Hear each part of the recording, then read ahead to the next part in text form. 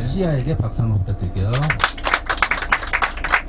이 시아가 한국말로 해석을 하게 되면은 약간 좀 삐치다, 약간 그런 뜻이에요. 그런 뜻. 자, 그리고 현재 가이드 이름은 에라고 하는데, 저희가 이 친구를 오늘만 같이 동행을 하고 내일 아침부터는 현지 가이드가 바뀝니다. あれをしてたんですよ。 ไปซื้อนี้ละร้านยินดีที่ได้ 생설 얘기하네 그냥. 자, 그 여러분들이 도착하신 곳은 이제 라오스의 수도 이제 비엔티안이고, 지금 오신 공항의 이름은 와타이 국제공항입니다. 와타이 국제공항. 자, 저희가 지금부터 바로 방뱅으로 지금 출발을 합니다. 자, 지금 바로 도착하시자마자 저희가 그 저녁이 늦었으니까 바로 저녁 식사하시고 호텔 체크인하고, 그리고 방비엔 유러피안 거리 이쪽 여러분 자유시간 갖고 그러시면 되는 그런 일정입니다. 오늘 그냥 차 타고 밥 먹고 잔다, 이렇게만 생각하시면 되겠습니다. 자, 제가 이제 보니까 예술교육팀이라고 이제 오셨다고요. 자, 이 도로의 이름은 이제 13번 국도라고 합니다. 13번 국도. 여기서부터 중국 운남선까지 갈 수 있는 외길이에요, 외길. 외길이기 때문에 저희는 그냥 편하게 경부고속도로라고 부르고 있습니다. 경부고속도로. 왜냐면 그 외길이에요. 외길이기 때문에 어쩔 수가 없습니다. 여기서 한 27시간 정도 가게 되면은 저 쿤민까지 갈 수 있는 그런 외길이라고 보시면 되고, 쉽게 그냥 경부고속도로다 이렇게 생각하시면 되고, 여기서부터 한 20분 정도 이동을 하게 되면은 아마 이제 차선이 사라질 겁니다. 차선이 사라지고 저희가 그 본격적으로, 그러니까 비포장길은 아니에요. 왜냐면 고속도로이기 때문에. 자, 멀미 좀 평소에 하신다 하시는 분 계신가요? 자, 그냥 그 눈치 보지 말고 과감하게 손 들어주시면. 예? 자, 멀미를 하는데 참고 가는데 그게 또 쉽지가 않아요.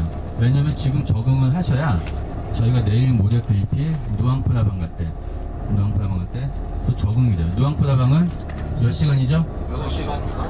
자, 점심 포함해서 7시간 반입니다. 네, 그리고 길은 방댕까지 가는 길은 그냥 마실 수준이라고 보시면 돼요. 마실 수준. 그렇게 염려해 주셨다가 왜냐면은 제가 이렇게 좀 약간 겁도 주고 그 인식을 이렇게 잡아줘야지만 약간의 긴장을 해가지고 좀 멀미도 조금 덜 하시더라고요, 보니까. 그래가지고 제가 이렇게 말씀을 드리는 거고, 뭐 걱정 안 하셔도 될 겁니다. 왜냐면은 운전 잘하는 우리 기사가 있기 때문에 여러분들 뭐 걱정 정말 안 하셔도 되겠습니다. 자, 그리고 여러분 이렇게 라오스에 오셨는데 제가 이 라오스에 대해서 뭐 간단하게 설명을 드릴게요. 자, 이 라오스는 여기 인도차이나 반도입니다. 인도차이나 반도 중에 유일하게 바다가 없는 나라고, 그리고 서쪽으로는 태국, 그리고 동쪽으로는 베트남, 남쪽으로는 캄보디아, 그리고 북쪽으로는 미얀마, 중국을 접해 있는 바다가 없는 그런 유일한 나라예요. 그리고 라오스의 면적은 남한의 3배, 한반도의 1.1배고, 인구가 700만 명이 채 되지 않습니다. 700만 명. 그러니까 동남아시아에서 인구 밀도가 가장 적은 그런 나라라고 보시면 되겠고, 이 라오스가 또 굉장히 빈민국이에요. 빈민국이지만, 자, 여기서부터 한 40분 정도만 가면은 태국을 넘어갈 수 있는 우정이란이라는 곳이 나와요. 40분만 가게 되면. 그러니까 메콩강을 건너면 바로 태국이라는 나라가 나오는데, 그 태국보다도 물가가 1.5배에서 2배 정도가 비싸다, 이렇게 생각하시면 돼요. 그래서 이 친구들은 주말만 되면은 차가 있는 친구들은 태국으로 장을 보러 갑니다. 저도 요즘에 이제 그 성수기라 시간이 없지만 이제 비수기 때 시간이 날 때는 그 주말마다 태국에 가서 장 보고 거기서 뭐 맥주도 한 잔 먹고 그리고 라오스로 넘어오곤 합니다. 그만큼 라오스가 물가가 생각보다 비싸다, 이렇게 생각하시면 되겠고, 자, 현재 시각이 4시 37분입니다. 4시 37분. 자, 그 여러분들 지금 이제 방비행 가시는데 어제 방비행 어떻게 기대되시나요? 예. 혹시 TV 보셨죠? 예. 꽃보다 청춘인가요? 보셨나요? 아니요. 예, 저는 못 봤어요. 정말 저는 못 봤는데 하이라이트만 조금 봤는데, 저희가 가는 곳이 그 꽃보다 청춘에서 나왔던 그런 방비행이고, 그 방비행은 굉장히 작은 시골 동네예요. 굉장히 작은 시골 동네. 그 여러분들이 묵는 호텔이 바로 그 호텔 앞에 산이 있고, 산 앞에 송강이라는 강이 흐르는, 뭐 호텔의 수준은 한국의 3성급 호텔 맞는 못할 거예요. 못하지만 앞에 풍경만큼은 7성급, 8성급 부럽지 않은 그런 호텔이니까 여러분들 거기서 편히 주무시면 되겠고, 호텔 앞에서부터 방비행 시내를 도는데 왕복 20분이면 다 돌아요. 왕복 20분. 그만큼 작은 시골 동네다. 이렇게 생각하시면 되겠고, 이 비어라우가 그 기술 공법은 덴마크 공법으로 받았고, 그 보리쌀 같은 경우는 이 라오스에서만 나오는 자스민볼이라는 게 있어요. 그걸로 해가지고 만든 이 라오스만이 갖고 있는 그런 맛과 향을 가지고 있으니까 여러분들 그 비어라우 이런 거 한 잔씩 할 수 있는 그런 술집이 있고, 그리고 또 라오스가 유명한 게 뭔가요? 아시나요? 찹쌀? 찹쌀은 주식입니다. 주식. 찹쌀은 주식이고 커피가 굉장히 유명해요. 라오스가. 그 아라비카종의 그 커피가 굉장히 유명하기 때문에 여러분들 어디 커피 한 잔 하고 싶다 하시면 이 라오스 커피를 정말 맛보실 수가 있을 겁니다. 이 라오스 커피가 정말 세계적인 커피예요. 그러니까 그 학계에서 그러더라고요. 학자들이 그 라오스 이 지역이 그 면적은 굉장히 넓잖아요. 남한의 3배이기 때문에. 근데 75%가 이제 험난한 산지들이에요. 산지. 그리고 나머지가 그 뭐 농사를 지을 수 있는 땅 4% 정도를 제외하고는 다 고원으로 이루어집니다. 고원. 원래 이 아라비카 종의 커피가 1100m 이상에서만 자라는 그 커피 종이기 때문에 그 커피를 재배할 수 있는 그런 최적의 그 기후 조건과 그 토양을 갖고 있다고 한다, 이 라오스가. 그래가지고 이 라오스 커피가 세계적인 커피라고 이렇게 보시면 아마 무방할 겁니다. 아니 가끔 가다가 비엔티안 왔다 갔다 하는 사람도 계세요. 이 나라 이름이 비엔티안이자고 가신 분도 계세요. 자, 여기는 라오스입니다. 라오스. 그리고 화장실 같은 경우는 제가 가다가 한 30분 있다 한번 들렸다가 또 다시 1시간 있다가 1시간 20분 정도 있다가 한번 들리고, 그리고 다시 1시간 반 정도 있다가 한번 들리고, 그렇게 총 3번을 들릴 예정입니다. 저 화장실 가고 싶어요. 이렇게 이러시면은 그 자비로 이렇게 가셔야 되는데, 혹시 뭐 제가 없더라도 여러분 이제 화장실 갈 때 보면은 자 4명에 1달러예요. 4명에 1달러. 그러니까 뭉쳐서 가시면 되겠습니다. 뭉쳐서 조를 잃어갖고 4인 1조에서 그 화장실 이용하시면 되겠습니다. 그래서 한국 분들이 하루에 몇백 명씩 들어오고 있습니다. 지금 오늘 저녁도 들어오고 그 새벽 1시에도 TA로 또 들어오고, 그러다 보니까 방비행은 지금 현재 라오스 사람보다 한국 사람이 더 많다. 많은 분들이 여쭤보세요. 그 방비행 치안 괜찮냐고 하는데 한국 사람만 조심하면 전혀 걱정 안 하셔도 되겠습니다. 정말 많아도 너무 많아요.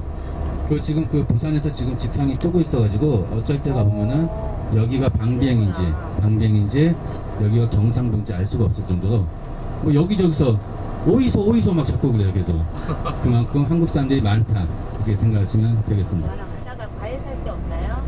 자, 이게 지금 이제 그 1월달이죠. 1월달인데 원래 이 동남아시아 과일 제철은 4월에서 5월이에요. 그때가 되면 이제 두리안도 나오고 이제 망고스틱이라는 그 과일의 여왕도 이제 나오는데, 지금 이제 망고도 팔긴 파는데 여러분들이 아마 드실 수 없는 망고를 팔 거예요. 굉장히 신 망고를 팔 겁니다. 익지 않은 망고. 왜냐면 여기 현지인들은 익지 않은 그 과일을 많이 먹기 때문에 그런 과일 정도 팔고, 아마 그 방비행 같으면은 그 뭐 제가 안내를 해드리겠지만 그 시내 보면은 그 망고 파는 곳이 있어요. 망고 파는 곳이 있으니까 방비행 가셔가지고 이렇게 드시면 되고, 거기서 파는 과일들은 다 태국에서 수입해온 과일이다 이렇게 생각하시면 되겠습니다. 네. 이 라오스가 이 동남아인데도 수입하는 게 많아도 너무 많아요. 오죽하면 쌀까지 수입하셨어요. 쌀. 이 땅 좋은 곳에서도. 그 라오스는 그 맵쌀 같은 경우 1모작에서 2모작밖에 하진 않습니다. 그러니까 그 정부에서 그 지정을 해줘요. 너희는 1모작을 하고 너희 마을은 또 2모작을 해라 이렇게 지정을 하는데 1모작 내지 2모작밖에 하지 않고 있고, 그래가지고 이 라오스가 주식이 이제 찹쌀이 되는 거예요. 찹쌀. 이제 방비행 가시다 보면은 이제 산이에요. 산이고 저희가 방비행에서 또 누앙프에 한번 가잖아요. 거기도 다 산이에요. 해발 1100m 이상 계속 가는 거예요. 누앙프에까지 찾길로 이제 그 꼬불꼬불길을 가는데, 거기도 가다 보면 굉장히 가파른 산인데도 거기다가 찹쌀벼를 심어놨어요. 찹쌀벼. 그래서 이 친구들이 농사 지을 수 있는 땅이 부족하기 때문에 찹쌀이 이 라오스의 주식이 되는 경우도 있고, 그리고 또 한 가지는 찹쌀은 조금만 먹어도 배부르죠. 배부르기 때문에 찹쌀이 주식인 이유가 있고, 그리고 또 하나가 뭐냐면은 이 라오스 친구들이 주식이 찹쌀이다 보니까 소화기관이 굉장히 약해요. 소화기관. 그래가지고 이 친구들이 뭐 태국이나 라오스나 이제 가다 보면은 그 태국 가신 분은 그 쏨땀이라고 들어보셨나요? 쏨땀? 파파야채를 썰어가지고 젓갈에 이제 무친 태국의 이제 그 유명한 음식이고, 라오스에서 이제 땀마콩이라고 하는데, 그 익지 않은 파파야가 지구상에서 소화가 제일 잘 되는 과일인 거예요. 그래서 찹쌀을 먹고 김치식으로 그 파파야채를 이 친구들이 많이 먹게 되는 겁니다. 잠시만요. 비행기 타고 오실 때 그 스튜어디스들이 꽃을 하나 머리에 꼽았죠. 하얀 꽃, 이쁜 꽃을 하나 꼽았죠. 이 라오스에서는 그 꽃을 갖다가 참파라고 부릅니다. 참파 꽃이라고 불리고, 그건 좀 싱가포르라든가 미얀마, 뭐 동남아시아 어디 가도 쉽게 볼 수 있는 그런 꽃인데, 이 라오스의 국화는 거의 라오스 정부에서 지정한 거는 벼가 국화예요. 국화. 예, 하지만 이 라오스 친구들은 여러분들이 보셨던 그 참파꽃, 그것을 가장 그 신성히 여긴다. 신성히 여기고, 그 꽃은 총 4가지 색깔이 있어요. 흰색, 빨간색, 분홍색, 노란색.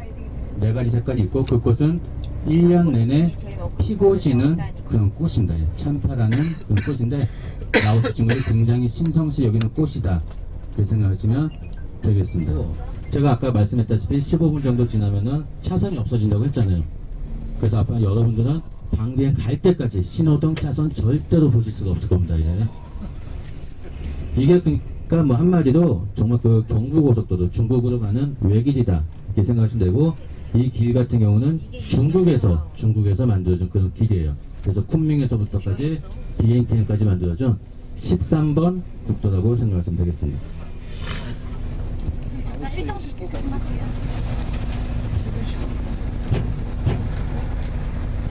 저희 라오스 역사는 그 책으로 기술된 건 정확히 1353년이에요. 1353년.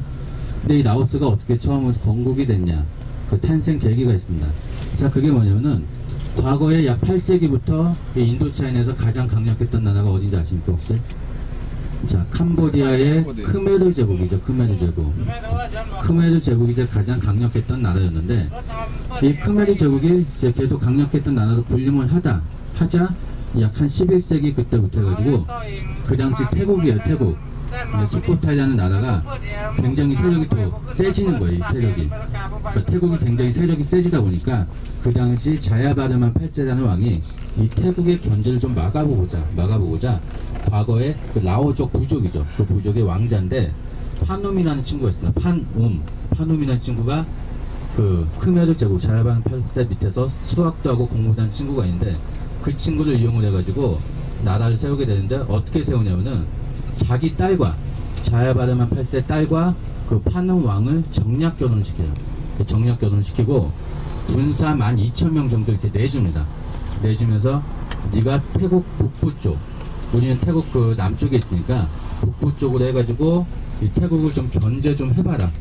해가지고 그 판움 왕이 병사 12,000명 정도 입국을 가가지고 그 태국 북부 쪽을 계속 점령을 해나가요. 정말 실제로.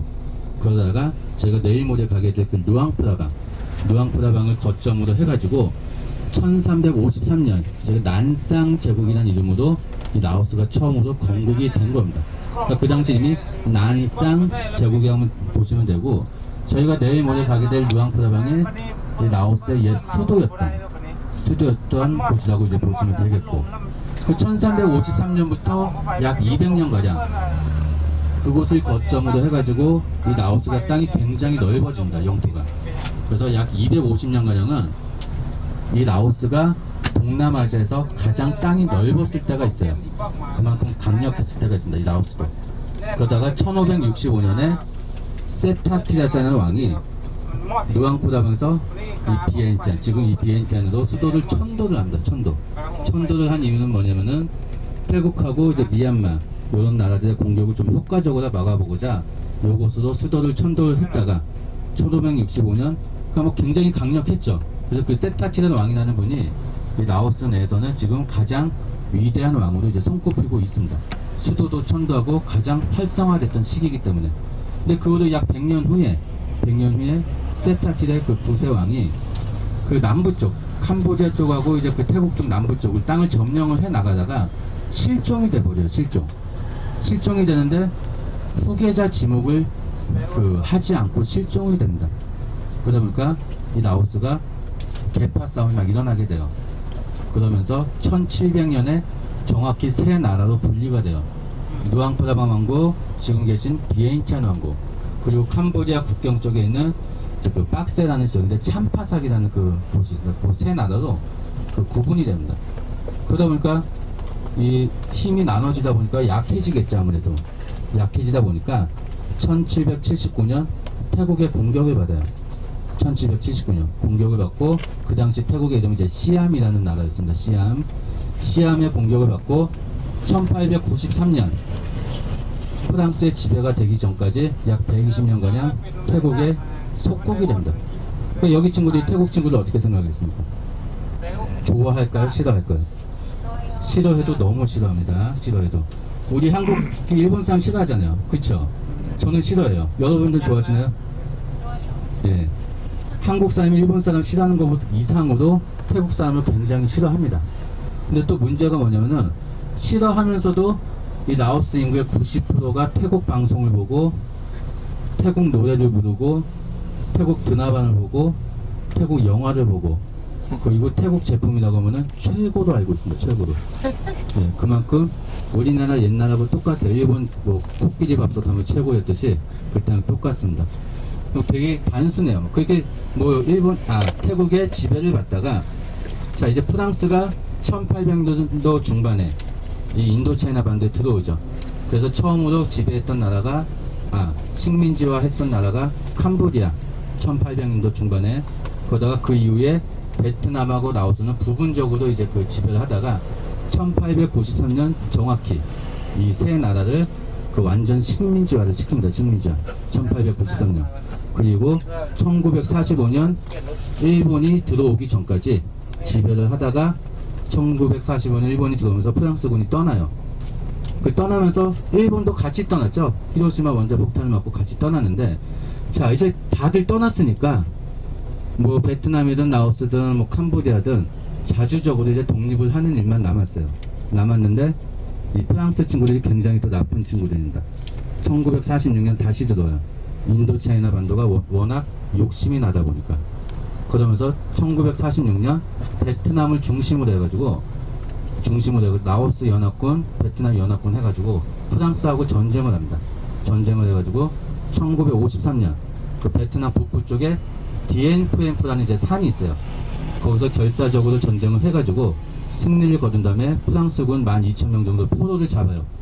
포로를 잡으면서 그 당시에 프랑스군이 완전히 항복을 하고 떠나게 된 겁니다. 근데 뭐 유럽계구나 이런 데서 유엔 같은 데서는 제네바 협정으로 해가지고 1954년 남베트남, 북베트남 이제 나눠버렸죠. 그리고 라오스도 역시 좌익, 우익이 이제 나눠지게 됐고, 굉장히 베트남은 억울하죠. 우리 힘으로 프랑스군 몰아내고 라오스하고 연합해서 몰아내는데 전 세계에서는 그냥 조약을 맺고 그 두 나라로 분리를 해버렸으니까 굉장히 억울하게 된 거죠. 그러다가 뭐 베트남 같은 경우 이제 내전을 하다가 1960년대 초반 미국이 참여를 하면서 베트남 전쟁, 월남전이 이제 터지게 된 겁니다. 그 라오스하고 베트남하고는 굉장히 깊은 관계가 있다고 보시면 돼요. 굉장히 깊은 관계.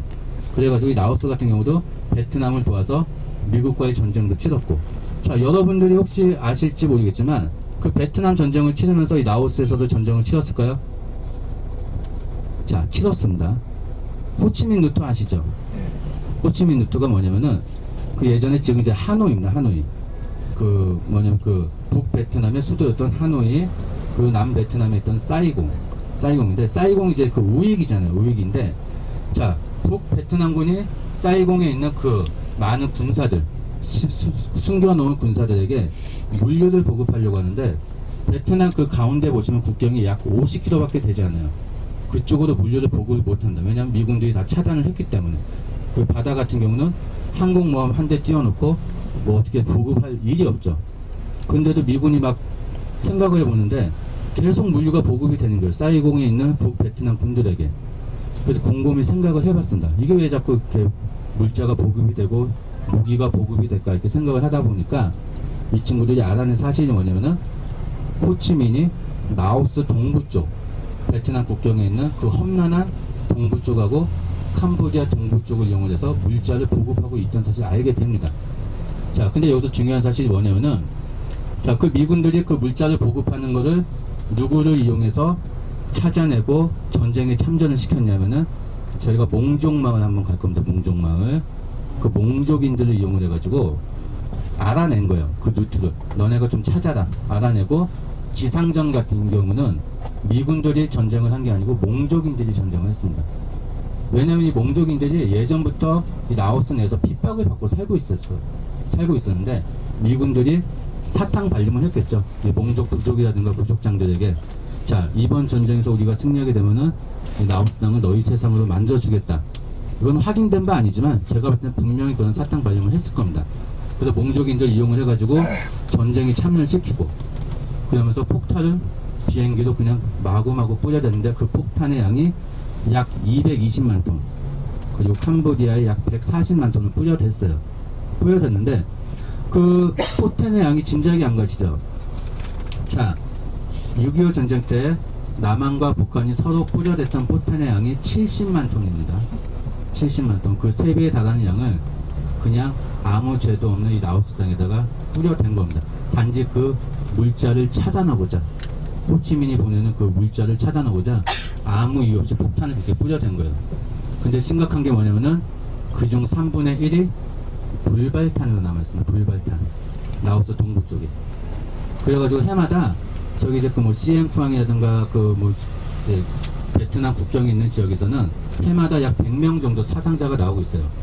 근데 그중 절반이 이제 어린아이들인데 어린아이들이 왜 그렇게 사고가 나냐면은 그 불발탄을 이제 보고 주먹만한 그 폭탄이 하나 있어요. 그게 이제 공인 줄 알고 갖고 놀다가 사고가 나서 그렇게 그 사상자가 났는데 거기서 더 심각한 게 뭐냐면은 그 라오스 동부 쪽이 정말 산이 굉장히 험해요. 사람이 갈 수가 없는 그런 산인데 그 외국에서는 유럽에서는 봅니다. 자, 이 폭탄을 다 제거하는데 걸리는 시간이 1000년도 부족하다. 1000년도 부족하다. 그래서 이 라오스 동부 쪽은 발전을 할래야 할 수가 없어요. 그 불발탄 때문에. 근데 미국에서는 지금 어떤가요? 나몰라라 하고 있죠. 나몰라라. 그래서 실제로 지금 미국 그 위스콘신주 같은 경우는 그 몽족인들이 약 17만 명 거주하고 있어요. 미국이 떠나면서 그 몽족의 그 엘리트들, 뭐 부족원들, 그 당시 전쟁에 참여했던 친구들은 미국으로 데리고 와서 지금도 뭐 해마다 많은 지원을 이렇게 해주고 있는데 지금 여기 라오스에 남아있는 몽족 친구들은 어떻게 했어요? 말 그대로 참담하게 살았는데 베트남 전쟁 이후 완전히 더 참담하게 살고 있고 그 몽족인들 같은 경우는 주민등록증에 몽족이라는 표시를 해놨어요. 그래서 이 친구들이 하버드 대학교를 나와도 진짜 뭐 10급 공무원조차도 달 수가 없습니다.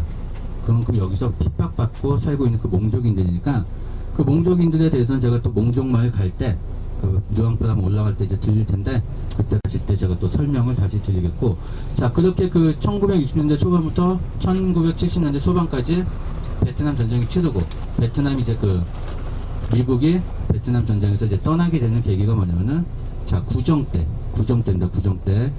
사이공에 있는 미국 대사관이 그 방송 중에 미국 방송 중에 점령이 돼버려요. 공격을 받고. 그 미국에서 여론이 막 일어납니다. 그 당시 대통령은 이제 닉슨 대통령입니다. 닉슨 대통령. 자, 왜 이렇게까지 전쟁을 치느냐? 여론이 일어나니까 닉슨 대통령이 할 수 없이 군인들 다 철수시킨 거예요. 그러면서 호치민이 1975년 그리고 라오스도 카이손 폼비안이라는 분이 1975년 라오 인민민주주의 공화국이라는 이름으로 공산국가가 되기 시작을 합니다. 1975년에.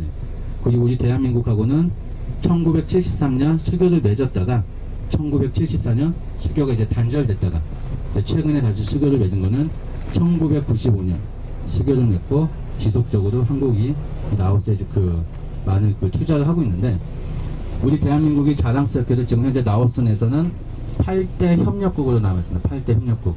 그래서 한국, 일본, 저기 태국, 그리고 호주, 그리고 베트남, 뭐 이렇게 8대 국가는 프랑스라든가 8대 국가는 무비자로 이 라오스 땅을 밟을 수가 있는 겁니다.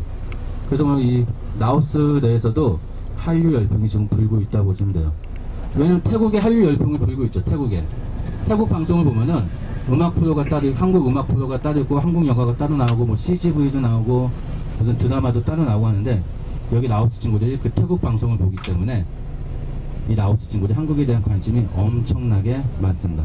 그리고 또 한국 하면은, 특히 여성분들 그러면 한국 이 친구들이 굉장히 아름답다 이렇게 믿고 있고 이 친구들은 평균 연령이 여성 같은 경우가 63세 남자가 57세입니다. 57세 평균 수명이 이거는 2009년 통계 기록입니다.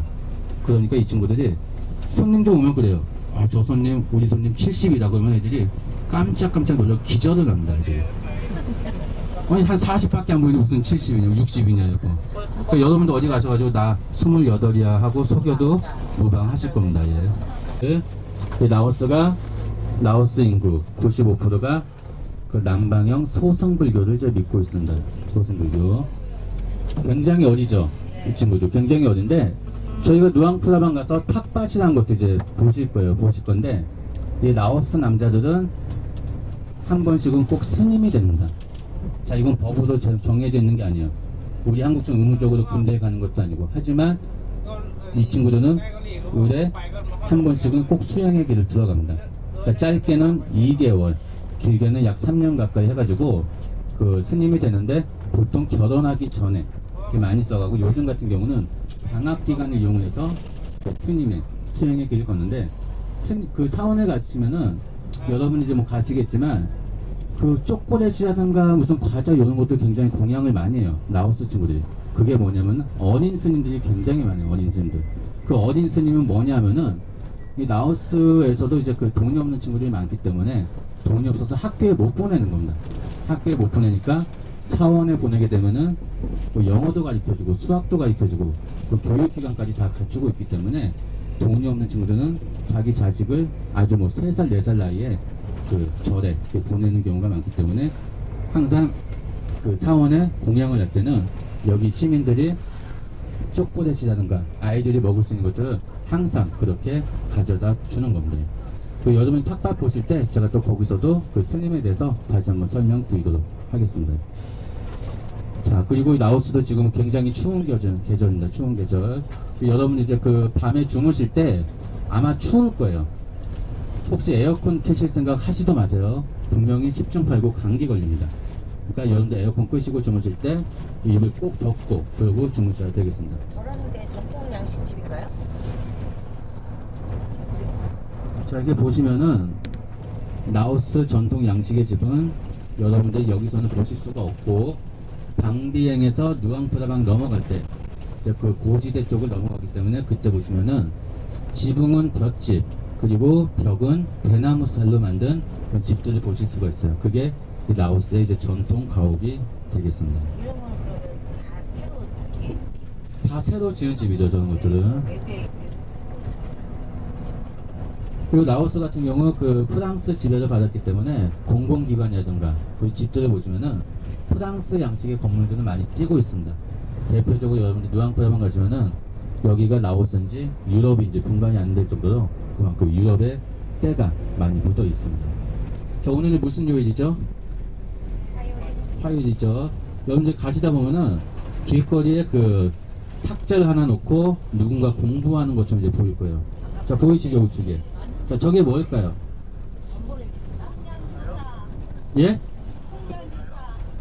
자, 제가 힌트를 드릴게요. 일주일에 2번 합니다. 화요일하고 금요일. 자, 저는 지금 요즘에 날짜 개념이 없어가지고 저걸 보고 아, 오늘 화요일이구나, 오늘 금요일이구나 이제 판단을 합니다.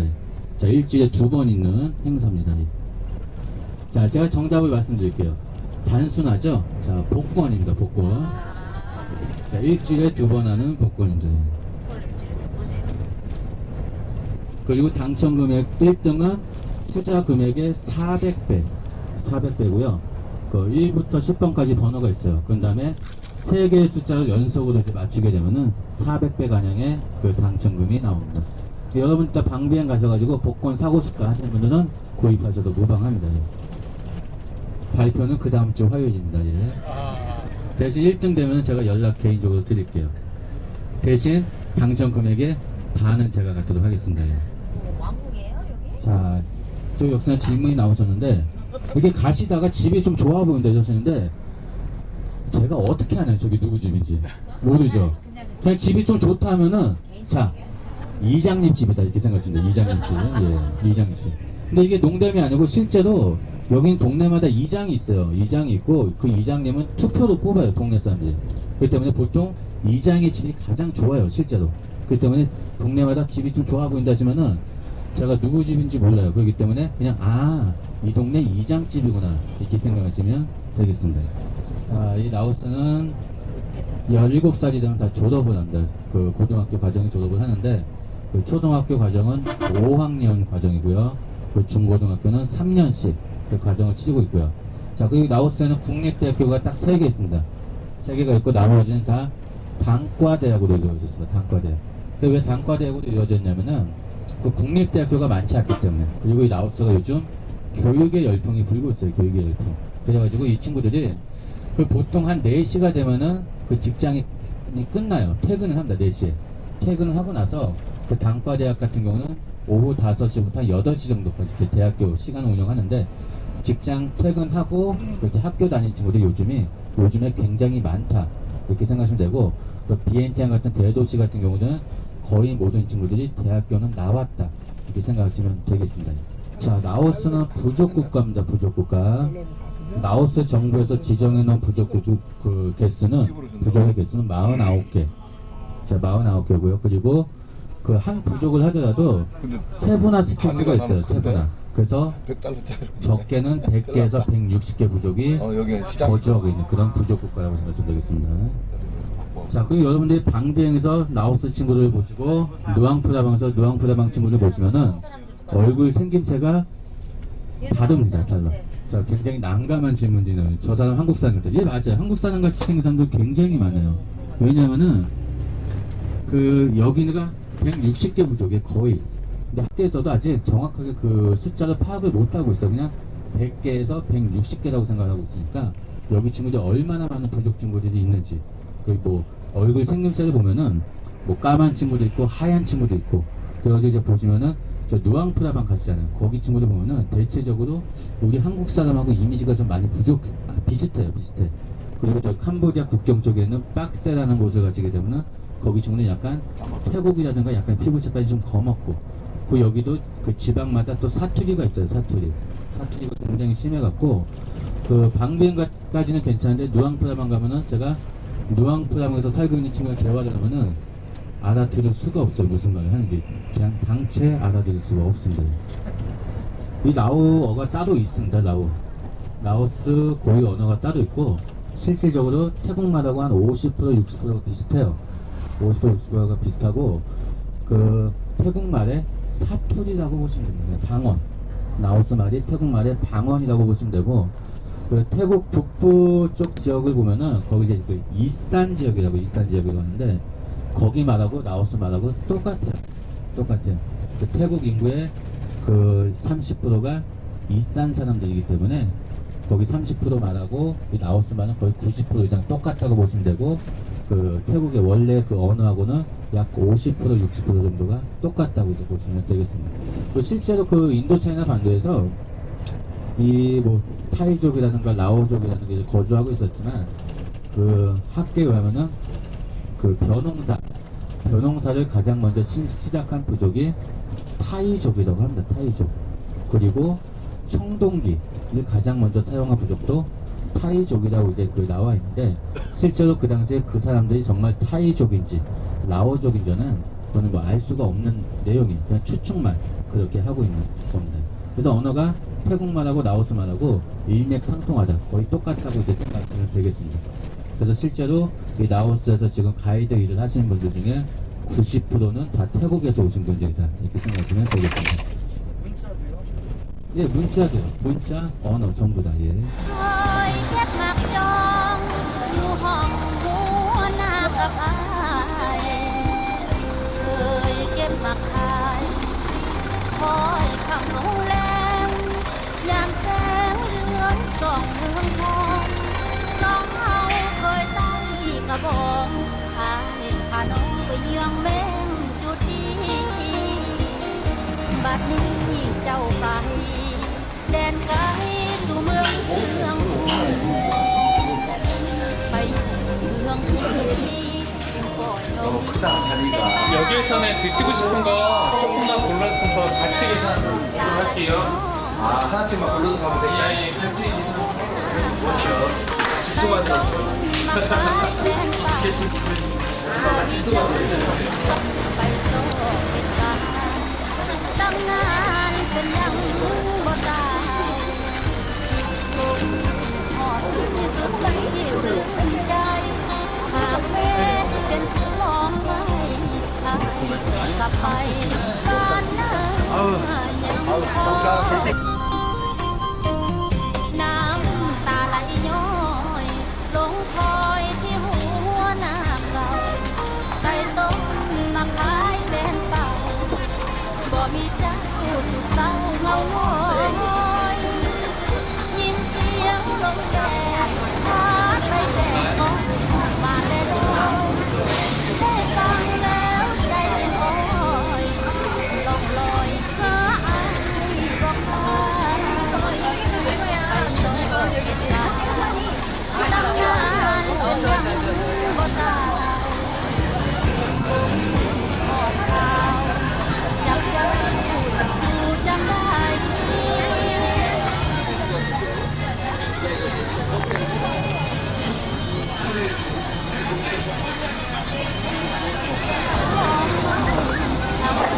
กลับไปบ้านนาคอย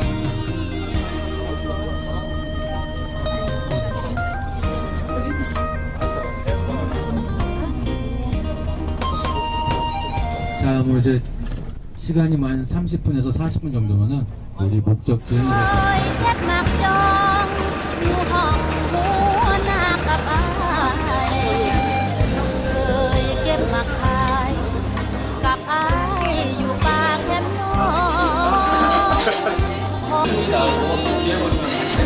บัดนี้เจ้าไปแดนไกลสู่เมืองกรุงให้กระบอกกินดีลืมแล้วเจ้าเป็นบ้าลงคอยน้ำตาไหลย้อยมาแต่เรา 식사 맛있게 하죠.